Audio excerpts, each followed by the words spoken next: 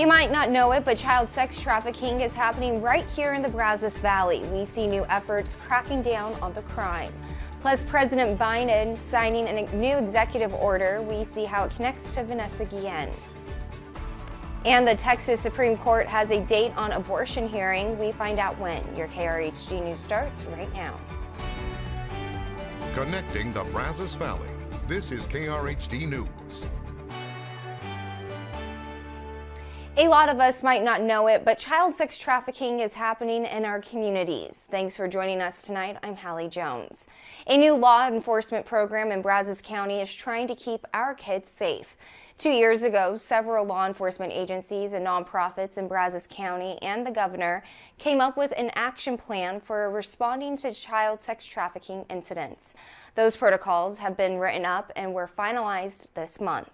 Most, if not all, of the clients that we work with have a very close relationship with the person who's been exploiting them. Whether it's a family member, somebody they're in a very close relationship with, or even a dating relationship. Unbound O'Brien College Station has assisted a total of 54 people identified as victims of human trafficking here in Aggieland. Law enforcement says the area's proximity to Houston is compounded by the frequency of large events hosted in Bryan and College Station. Students at Texas A&M University will now have 24/7 access to counseling and psychological services thanks to a free downloadable app. Through a new partnership, My Student Support Program, mental health resources are now available online in addition to the school's counseling and psychological service center. Students utilizing the app can connect with licensed psychologists and counselors and schedule private phone calls and video appointments to help them. The My SSP app will also ease the demand placed on the A&M CAPS department when it sees high usage during periods such as midterms and finals week. Right around midterms, it's not easy to get an appointment with us. We have a long wait. We try to get students in as quick as we can, but the more students that want our services, the shorter then the treatment can be for those students. And so this is a way that we can do high quality care and increase our accessibility for counseling in general. Students can now download the My SSP app on the App Store or Google Play. With the community support, hundreds of scholarships have been awarded in Bryan and College Station. The Hispanic Forum is dedicated to helping the next generation achieve their academic goals. KRHD News reporter Brittany DeFran shares how they're changing lives. As the son of a Mexican-American father and an African-American mother, Mark Romero has seen his parents' fair share of trials and tribulations. This inspired him to work hard to achieve his academic goals. I never really thought too much of it, when in reality, it basically changed my entire college experience. And that was honestly one of the best decisions I've made in my senior year. With the community supporting the Hispanic Forum during a financially tough year, they were able to award Romero $10,000 to support his future career goals. We're all affected by this pandemic, but if we all come together and work hard, we can help these students achieve their goals. Last year, the organization raised $151,000 to support the next generation. This year's application process has officially opened. The deadline is March 31st. And Brittany DeFran, KRHD News. President Biden signing a new executive order today focused on sexual harassment in the military. Under the new order, sexual harassment is now an offense under the Uniform Code of Military Justice. The president says it strengthens the military's response to domestic violence. Last month, Biden signed the NDAA, which had the I Am Vanessa Guillen Act included. It created a special office to investigate crimes outside of the chain of command. Supreme Court Justice Stephen Breyer is apparently ready to hang up his robe. He and President Biden will make the announcement at the White House tomorrow. The 83-year-old has been a consistent liberal vote in the court since he was sworn into office in 1994. Breyer is expected to stay on until the end of the term and until Congress confirms his replacement. During his campaign, President Biden vowed to appoint a black female to the bench. According to Texas Tribune, the state Supreme Court will have its first hearing on the abortion law. The court will hear the challenge on Senate Bill 8 on February 24th. The law prevents abortions after 6 weeks of pregnancy. Last week, the Supreme Court allowed the case to go on to Texas Supreme Court. Abortion advocates urged the court to move the case to a federal district court. Newly published findings from the CDC show ICU admissions, length of hospital stays, and deaths are all lower with Omicron. But that's likely because vaccines and boosters are in the mix. Still, vaccine rates remain alarmingly low in children. As of last week, only about 28% of children ages 5 through 11 have gotten one dose of the COVID vaccine. Less than 20% are considered fully vaccinated, and this represents just over 8 million of the approximately 28 million children in this age group in the United States. The rate in which vaccines were administered to this age group peaked before Thanksgiving, which is why parents are the target of a new vaccine ambassador program. Going to the pool, the neighborhood pool this summer with my kids, so many people came up to me and asked me questions. They'd be like, oh, so you know this person and this person because your child plays soccer with this person. Can I ask you a question about COVID? And I was like, sure. And so that's when I realized that I think that there is this natural way that parents just talk to other parents about what's going on.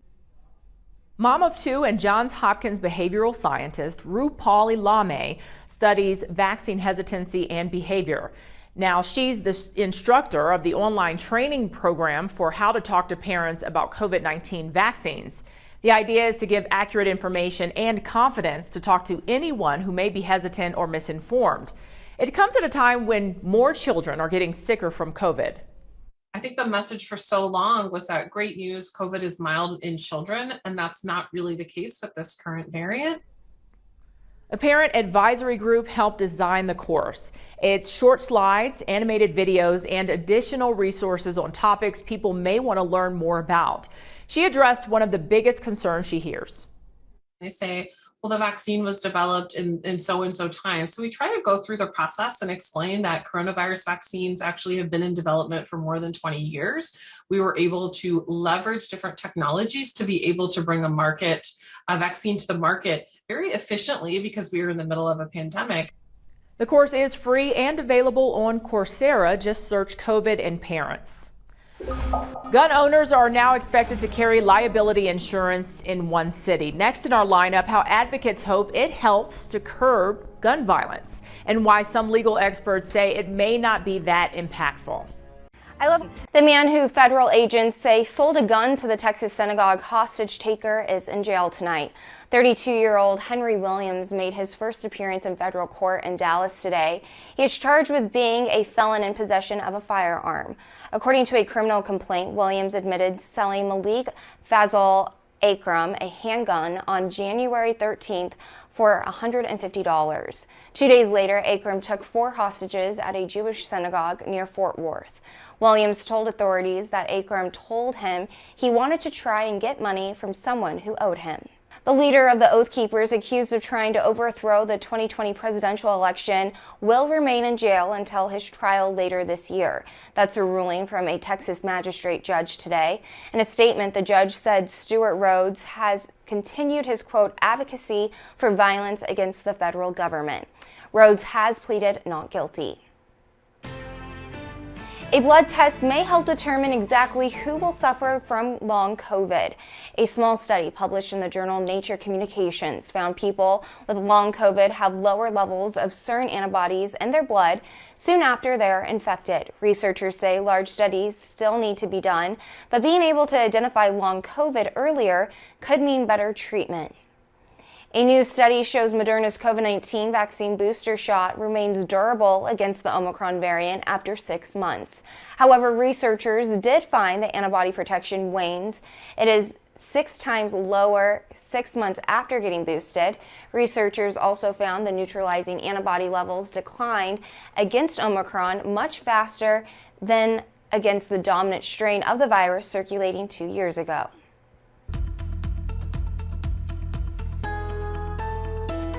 We saw sunshine for most of the day today, but after sunset, clouds started to roll into the area. On our Extra Co Eagle Eye, you can see those clouds. So it's now mostly cloudy and 50 degrees. Dew point is 30, so No moisture is going to be falling from those clouds, just too dry at the surface with east-northeast winds at 6 miles per hour. And as we check out the clouds and radar, you can see those clouds working in from the southwest. Those will continue to move across Highway 6. Doesn't look like we're going to see much in the way of moisture here. There could be a couple sprinkles about the Dallas-Fort Worth area, and then it starts to become a little heavier as you head up to the north, and a rain-snow mix along the Red River for tonight around Sherman, Denison, and into Oklahoma, turning over to just all snow for at least a brief period of time.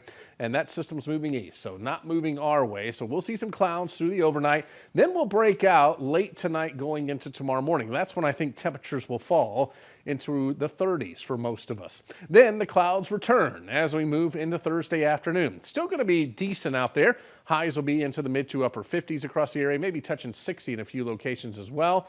Then maybe an isolated shower Thursday night. I think Friday morning, everything starts to clear out, and that's going to lead us to a nice Friday afternoon and evening and weekend across the Brazos Valley.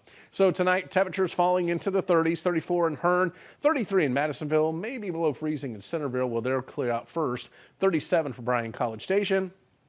Then in the daytime we go tomorrow, highs will be into the upper 50s, near 60 degrees. Again, not a bad day at all, but I do think the clouds work in by the afternoon hours, but not a lot of moisture associated with that. Maybe an isolated shower chance early on Friday, but 53 by Friday afternoon. Look at the 60s though, Saturday and Sunday. Then rain chances pick up on Monday, 61 degrees for a high, and then we may have some shower and thunderstorm chances by the middle part of next week. San Jose, California just became the first city to pass an ordinance requiring gun owners to buy liability insurance. The ordinance says that insurance would cover losses or damages resulting from any accidental use of their firearm. A gun owner would also be considered liable until a theft or loss of a weapon is reported to authorities. Now, there will also be an additional $25 annual fee to own a gun. Lawmakers there say both the liability insurance and the fees are designed to encourage gun safety. A nonprofit who helps victims of gun violence says it's a small price to pay. We're asking gun owners essentially to give up 5 commercial cups of coffee a year to pay for the fine. But a law expert we spoke with doesn't see this measure having the impact leaders and advocates in San Jose are hoping for. The law-abiding citizen who owns a firearm for protection and who lawfully owns such is not the problem. What we're doing is we're ignoring the people who actually cause the problem, which by and large tends to be career criminals who do not lawfully own their guns and certainly are not going to pay a tax. Robert Cottrell with George Washington University says he'd like to see more regulation around illegal gun sales and ownership instead. He says some of the best solutions to gun violence he's seen come from jurisdictions that have enhanced penalties for criminal misuse of firearms. That's targeting, in fact, the population that is causing the problem of gun violence. California does have some state laws that address this problem, like enforcing criminal charges for negligent use of a gun and felony charges for stealing a firearm. San Jose's mayor has other plans under the new measure. The money that comes from the ownership fee is intended to go to a newly created nonprofit that works to reduce gun violence. The mayor hopes, in turn, this will reduce costs to taxpayers since the city spends millions of dollars each year responding to crimes involving guns. Teaching rats to drive using an accelerator and even steering could have big implications for understanding human brain diseases. Ahead in our lineup, the answers it could give us about Alzheimer's. I love health. Over the course of the pandemic, millions of Americans have unexpectedly found themselves out of work. Some by choice, others because their job was eliminated or they had to take care of a loved one. Chris Conti shows us how some have successfully rebounded. And we check in with one and ask that simple question: how are you doing? Like the tides along the shore here, the pandemic has created its share of ups and downs these last few years. I had not worked for almost 10 years in a corporate environment, and technology has really moved quickly in the past 10 years. That is Leslie Schwimmer. We first met her last year when things weren't going so great. Everything I put into that, I never thought it was an option not to succeed. When the pandemic hit South Florida, this small business owner was forced into bankruptcy, having to close down the massage business she'd been running. Do you think your age is the biggest thing that's keeping you from getting a job right now? I think so. I tried to mask my age as much as I can. At 58 years old, Leslie was convinced she'd aged out of the job market. But listen to her now. I kind of feel like I'm in the perfect place and everything just worked out the way it was meant to be. After an exhaustive search, Leslie landed on her feet. She's now selling medical devices for a small company based in Florida. I really am happy. I love the day-to-day of what I do. While she misses running her own business, she does not miss the stress that came along with it. I really enjoy getting a check every 2 weeks and not worrying about paying everybody else. As for the 2 million or so long-term unemployed Americans still looking for a new job, Leslie says don't give up. When I look at the jobs that I didn't get, that I have to admit I cried over and said, I just don't understand. I was perfectly qualified. I know I was a good candidate.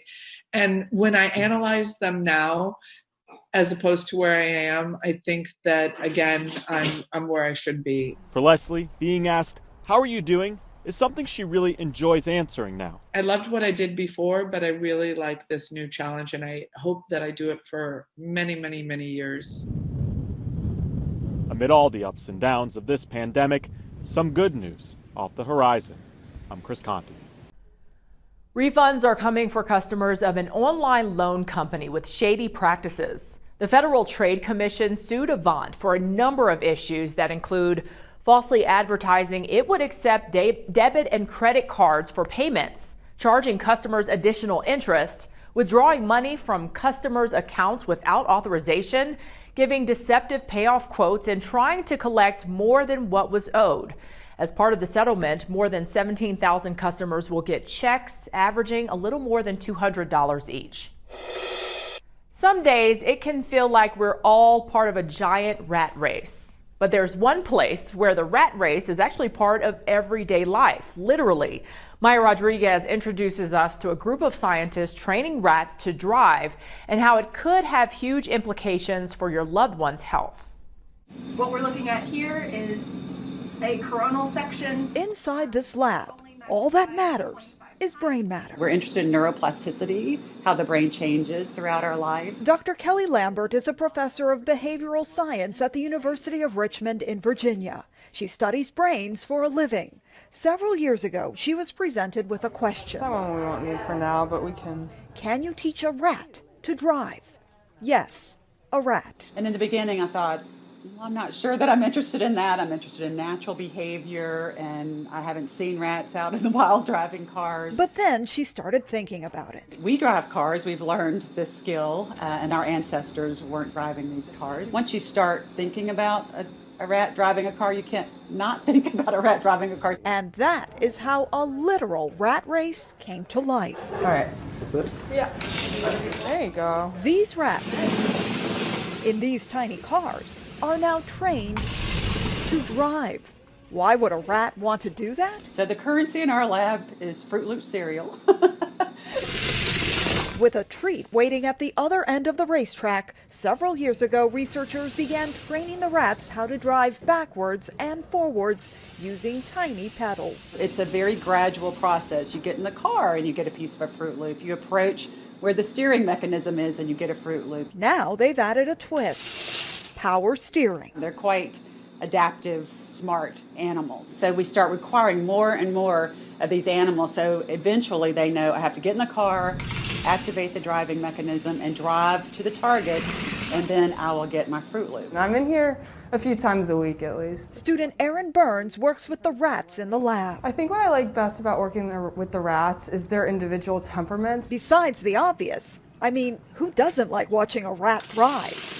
There's a true scientific purpose behind getting these motors running. Rats are mammals like we're mammals, and their brains are much smaller But they have all the same parts in general that we have as humans. And studying how these rats learn to drive and how it affects their brains comes with real-world applications. It gives us an opportunity to see how that brain changes. There's strong evidence that when humans have a neurodegenerative disease like Alzheimer's disease, if you have more connections, a more complex brain, it provides a buffer, which could slow down the disease, creating the potential for new findings as these small drivers accelerate into new territory.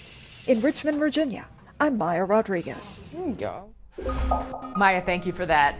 Finally, in our lineup, we're looking into the connection researchers have found between money and baby brain development. What the findings could mean for future policy, like the advanced child tax credit. There's been growing focus around how extra cash each month with no strings attached could help certain Americans. One of the latest universal basic incomes programs focuses specifically on new moms. Those living in low-income neighborhoods of New York City are receiving between $500 to $1,000 a month for 3 years. The advanced child tax credit is another thing during the pandemic that made a big impact for families. We've heard from families about how the up to $300 a month per child helped them provide for their kids in ways they may not have been able to otherwise. But new research also shows the impact cash support like this may have on a child's development as well. It could underscore how sensitive children are to their environments early in childhood. Generally, we can think about how cash might help stabilize or support children in their home environments and things like paying bills to keep the lights on or buying cleaning products. But we can also look to see how cash may be used for child-specific items like diapers or car seats or a crib. The baby's first year study included 1,000 low-income moms shortly after they gave birth. Some were given a little more than $300 a month, while the rest received $20 a month. After a year of receiving that money to use how they chose, the babies and the families who received more money had faster activity in key areas of their brain, showing stronger cognitive development. Because we were able to randomize families between these two groups, the only thing that should be different is this cash gift. And so that is how we're able to say we think the cash gift is what is impacting these brain measurements. The researchers tested the infants' brains using special caps that record the brain's electrical activity. The study will continue to look more into how families are specifically using the cash. They'll also be following up with the kids again this summer around their 4th birthday to track their cognitive development. There's now a clinical drug trial underway to try to find a solution to at least one of the long COVID's most debilitating symptoms. Tomorrow, how researchers are targeting the fatigue that has become common for a growing number of people. Jimmy Kimmel's up next, and Good Morning Texas is on the air tomorrow at 5 a.m. Thanks for joining us. Have a great night.